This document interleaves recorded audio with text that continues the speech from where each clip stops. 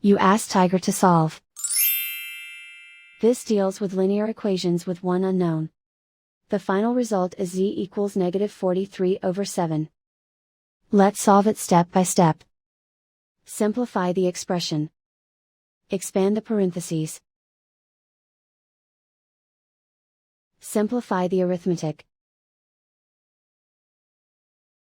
Group like terms.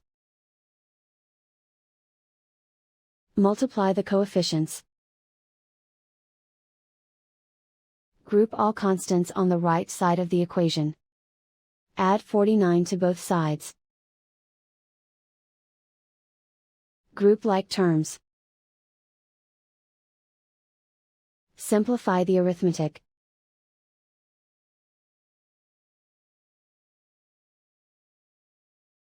Isolate the z.